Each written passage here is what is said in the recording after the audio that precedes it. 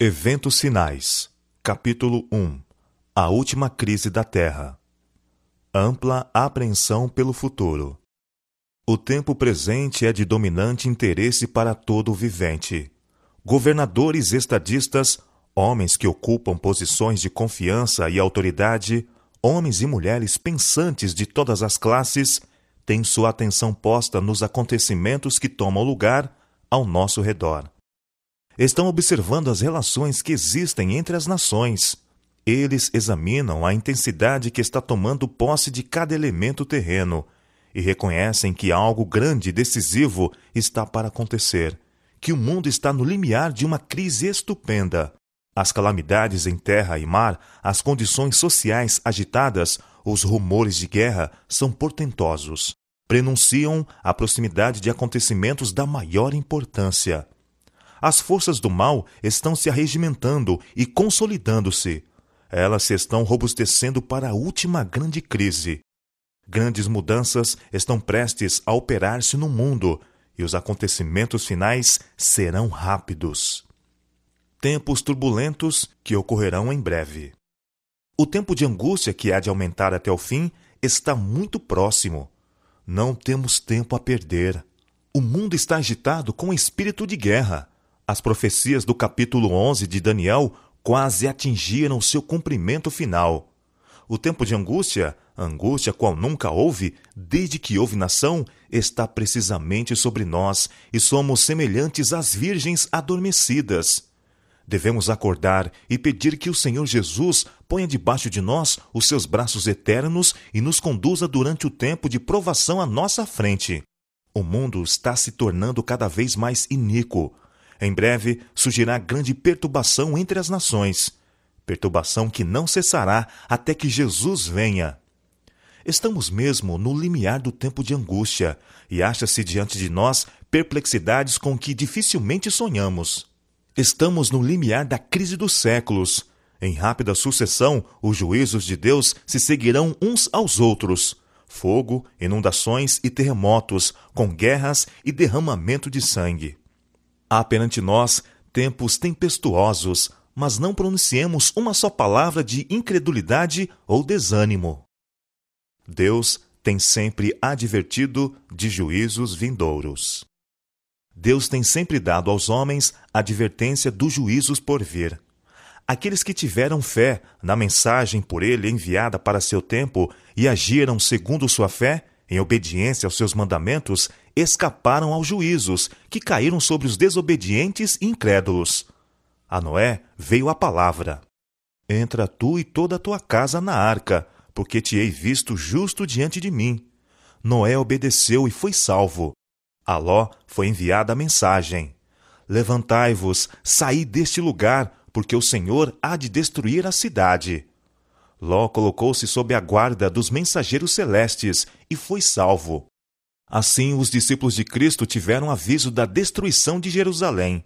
Os que estavam alerta quanto ao sinal da próxima ruína e fugiram da cidade, escaparam à destruição. Agora, estamos dando aviso da segunda vinda de Cristo e da destruição impendente sobre o mundo. Os que ouvirem as advertências serão salvos. Deus nos disse o que podemos esperar em nosso tempo. Antes de sua crucifixão, o Salvador explicou a seus discípulos que ele deveria ser morto e do túmulo ressuscitar. Anjos estavam presentes para gravar-lhe suas palavras na mente e no coração.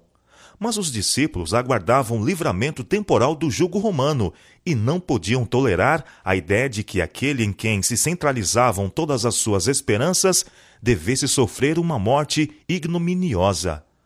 As palavras de que necessitavam lembrar-se fugiram-lhes do espírito, e ao chegar o tempo da prova, esta os encontrou desprevenidos. A morte de Cristo destruiu-lhes tão completamente as esperanças como se ele não os houvesse advertido previamente. Assim, nas profecias, o futuro se patenteia diante de nós tão claramente como se revelou aos discípulos pelas palavras de Cristo. Os acontecimentos ligados ao final do tempo da graça e obra de preparo para o período de angústia acham-se claramente apresentados. Multidões, porém, não possuem maior compreensão destas importantes verdades do que teriam se nunca houvessem sido reveladas. As profecias referentes aos últimos dias requerem nossa atenção. Vi então o terceiro anjo. Disse meu anjo acompanhante: terrível é a sua obra, tremenda sua missão. Ele é o anjo que deve separar o trigo do joio e selar ou atar o trigo para o celeiro celestial. Essas coisas devem absorver toda a mente, a atenção toda. Havemos de comparecer diante de magistrados para responder por nossa lealdade para com a lei de Deus, para dar a conhecer as razões de nossa fé. E os jovens devem compreender estas coisas. Devem saber o que há de vir a acontecer antes do encerramento da história terrestre. Estas coisas dizem respeito a nosso bem-estar eterno e cumpre a professores e alunos dar-lhes mais atenção. Devemos estudar os grandes sinais que indicam os tempos em que estamos vivendo. Os que se colocam sob a direção de Deus, para ser por Ele guiados, compreenderão a constante corrente dos acontecimentos que Ele ordenou. Precisamos ver na história o cumprimento da profecia, estudar as atuações da providência nos grandes movimentos reformatórios e compreender a progressão dos acontecimentos na arregimentação das nações para o conflito final da grande controvérsia. Estudar especialmente os livros de Daniel e do Apocalipse. Há necessidade de mais íntimo estudo da Palavra de Deus. Especialmente devem Daniel e Apocalipse merecer a atenção como nunca dantes na história de nossa obra. A luz que Daniel recebeu de Deus foi dada especialmente para estes últimos dias. Leiamos e estudemos o capítulo 12 de Daniel. Ele é uma advertência que todos nós precisamos compreender antes do tempo de angústia.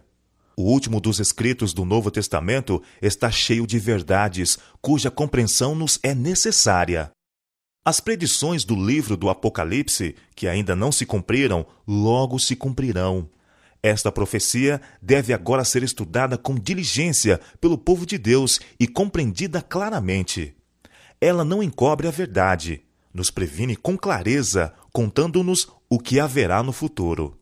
As solenes mensagens que foram dadas em sua ordem no Apocalipse devem ocupar o primeiro lugar no espírito do povo de Deus.